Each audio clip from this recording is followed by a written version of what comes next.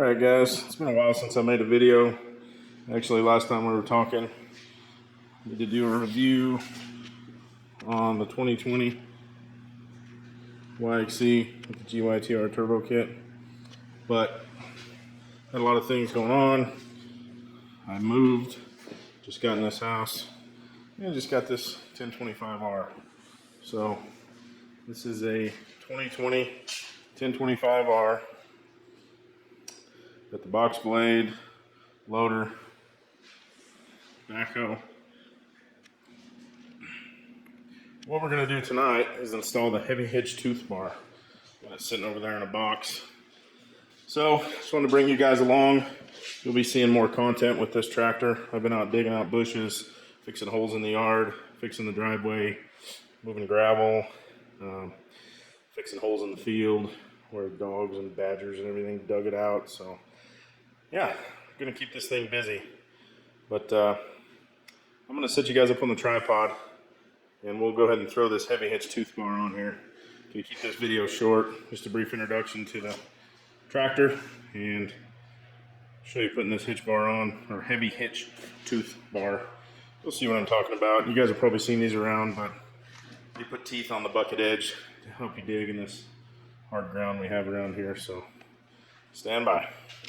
Let's get this cut open with the old Milwaukee utility knife here.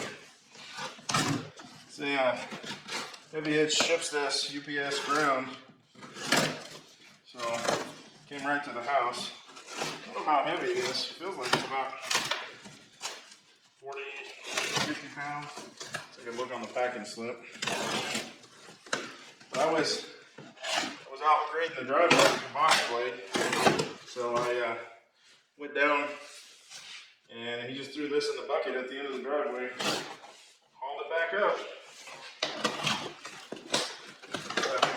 Set of Titan power forks coming with the tractor, so you have to unload even like a LTL or some kind of shipment that would normally require a lift gate. Be able to handle most of those. I'll say they got this thing packed pretty well. It's not like you're gonna hurt it. Alright. Let me get this out of the box. Be right back.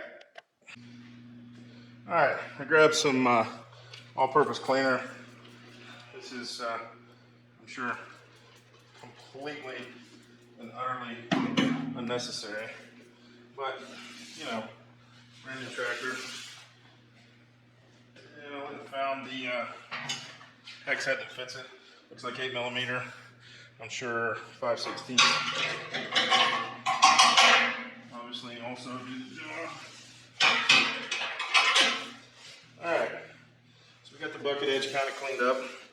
Again, maybe not a big deal to do that, but I don't want dirt causing it to settle uneven or warped or anything weird.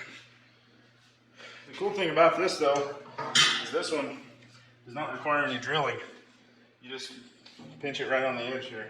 The other ones you got to drill through the side of the bucket, which is not a big deal, but I like the way this one's designed. It's pretty heavy.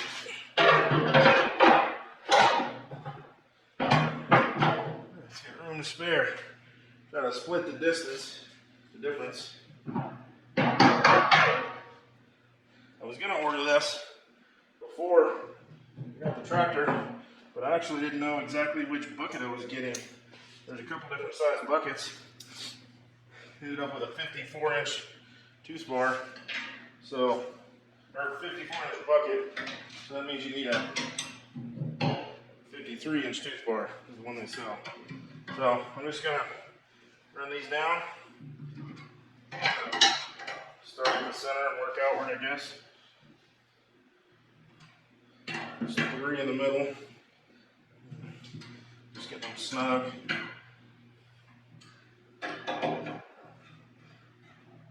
These Klein T-handles I got on Summit Racing. There's a set. Pretty handy set. You can actually hang this on like a pegboard or put it on 2 nails. Just screws, whatever. But this has been a really nice metric set to have. It's 2, 2.5, 3, 4, 5, 6, 8, 10. So there are some skips, but it's a nice set.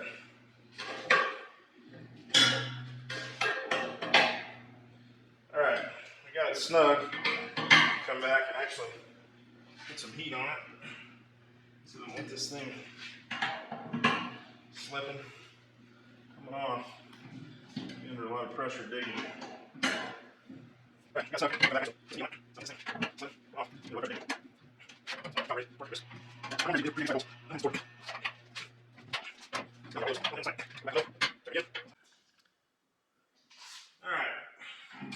put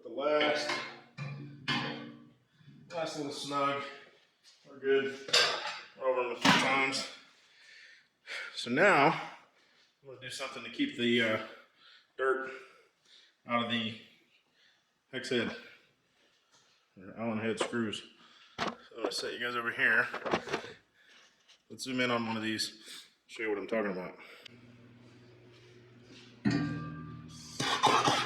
Learn today.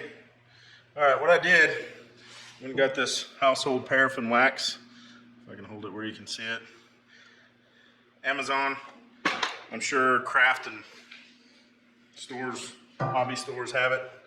But I saw a guy do this, melt it in here.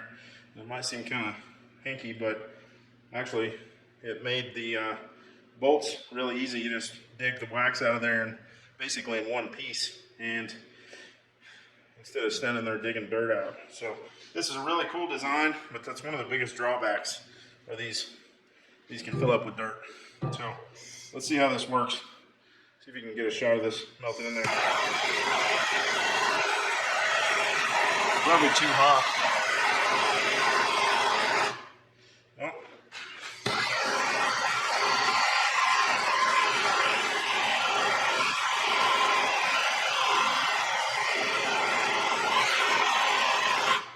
this torch is too hot. You can find a better way of doing this.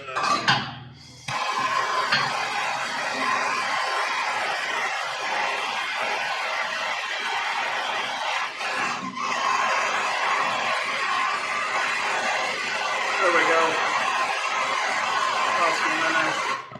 Okay, that went smoother that time. Try that approach again over here.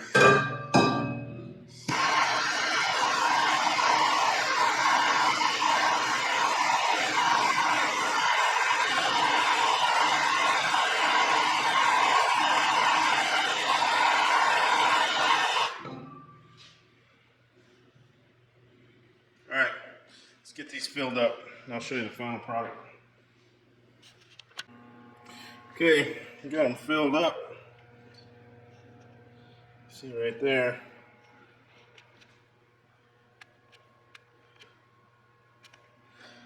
Finally got the hang of it. It's not exactly rocket science. But yeah, I don't know, like I said, seems kind of goofy at the outset, but if it'll keep dirt from building up in there, we'll give it a shot. So there it is, the heavy hitch toothbar. There's some mean looking teeth. I think they will do the job. In fact, they may be too aggressive for a lot of things, but we're gonna test that out. I've got a big dirt pile to move. I'm digging out a whole bunch of bushes that I'll be showing you guys that are screwing up my driveway. So this thing is going to be put to work doing all that stuff. So got a lot of content hopefully coming on this machine. It is a sweet little tractor. You know, it's not an earth mover, you know, just a little sucker. It has a full 3-point hitch, PTO, rear and mid, 2-range hydrostatic transmission. You can put a mid-mount mower on these, 2 or 4-wheel drive, and it'll dig that bucket. Moving the box out of the way, it'll dig that bucket even without these teeth. You know, I can dig it completely full. I can dig way down in this Wyoming prairie, so that's that's pretty good. I mean, they made it powerful enough to, for everything to work together, you know. They sized the bucket right, they gave it just enough power, they gave it enough traction. The backhoe is really impressive. I mean, the backhoe will dig, I think, almost 7 feet deep. So, it's a pretty cool little unit. Been wanted one of these for years and years and researched them, and finally got the chance to get one. This is the backhoe. This is the updated 260B. I think sometime in 2018 they updated this from the 260, so it has its own seat. You know, the other one used to swivel around. You had to swivel it. There were some issues with that, I guess. This one has different cylinders on the swing. I think they're called cushion cylinders. So I just realized there's two grease fitting, or there's one grease fitting on there that I didn't get to. So I better get the old Milwaukee and fill her up. This grease gun is awesome.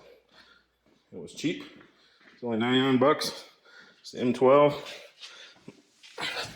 Tool only. If you already have the batteries, you can't go wrong.